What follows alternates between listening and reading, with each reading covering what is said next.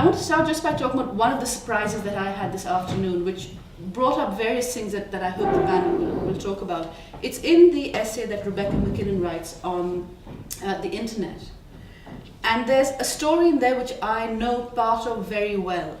And that is to do with YouTube in Pakistan. As you all know, YouTube is now owned by Google.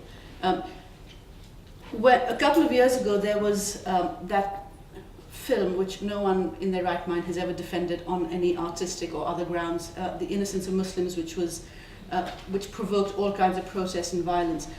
There was a trailer for that on YouTube, and the Pakistan government said to YouTube, you have to take this down, at least block it from all viewers in Pakistan, and Google said, no, we won't. Right.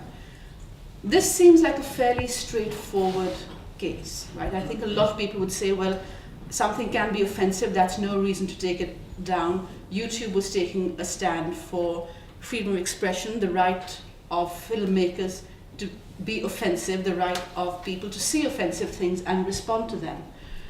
So that seems fairly straightforward. What the Rebecca McKinnon article tells you, which I didn't know, is that at the same time the Indian government also said to Google, take this trailer down in India, and Google said, okay. Right.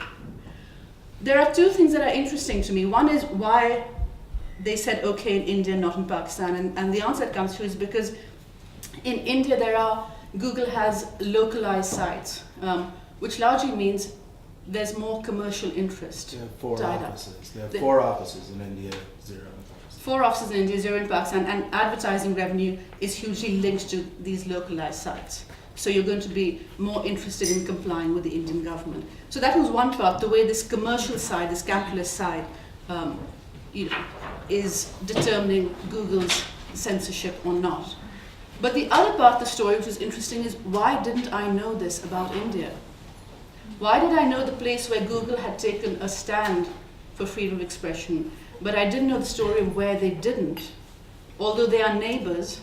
And you would think that at least the Pakistan press would have picked up on this, but it's a story that really hasn't got out. I don't know, Waheed, you might be aware of it already, that it was taken down in India but not in Pakistan. Nobody knew until recently what transpired in that. Yeah. Because as Michael said, it's a huge commercial presence in India as opposed to Pakistan. There is no commercial presence in Pakistan. Google hires lots of people in India, has offices. There's a localized, as you said, Google.in as well, Google India. Yeah. And it's a question of money. There's court in India, they can appeal their court cases, and that's not happening obviously in Pakistan. Yeah. So instantly that what seemed this fairly straightforward case of, take down the trailer, no, we stand for free expression, it's not that. I mean, it's not to say that isn't in there, but there's these other stories going on, these grey areas.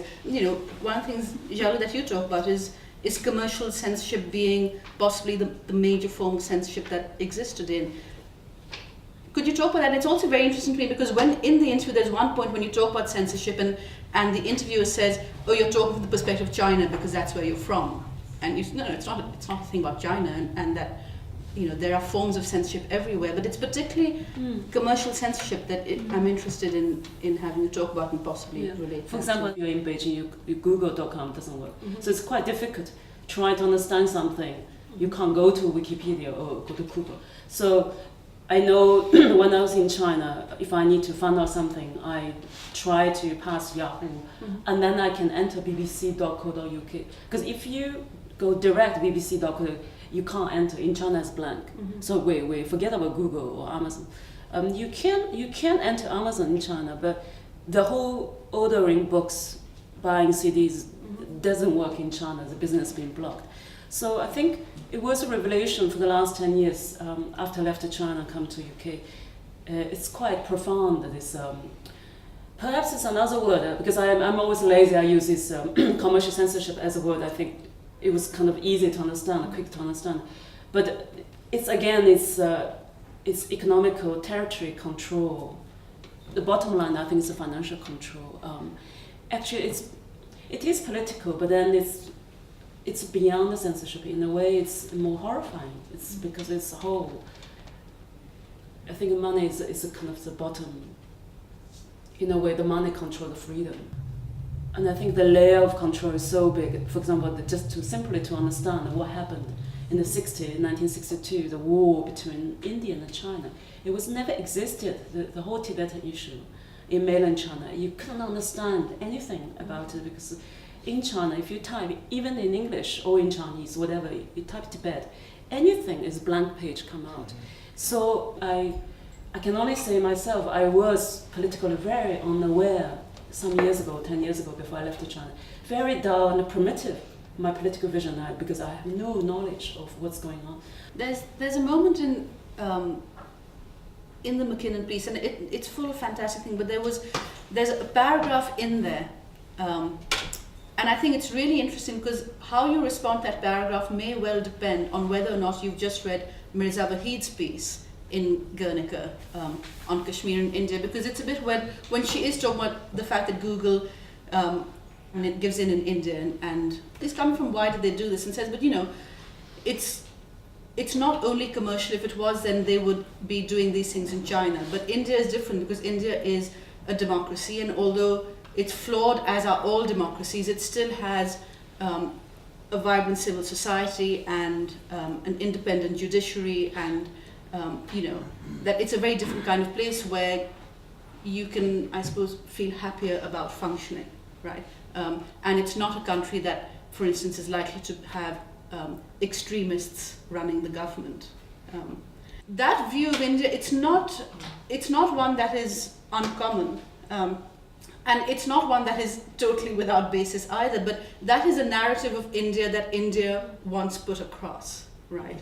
And when people such as the man to my right go and undercut that narrative in, say, a place like the New York Times, it's very damaging to India, who is relying on that particular version of itself to, for example, get Google to say, well, China is one thing, but hey, India is this other kind of place, and we'll work with them.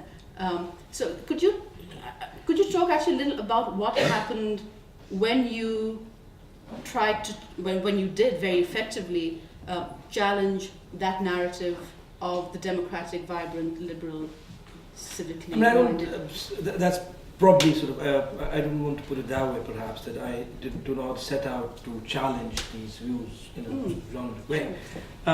With the NYT piece, or whenever I write about what India does in Kashmir, and when I say Kashmir, it's not just Kashmir, it represents all those areas within contemporary India or on the so-called margins, where it doesn't function as a democracy. And that is not that's a simple statement actually. It is actually true. It does.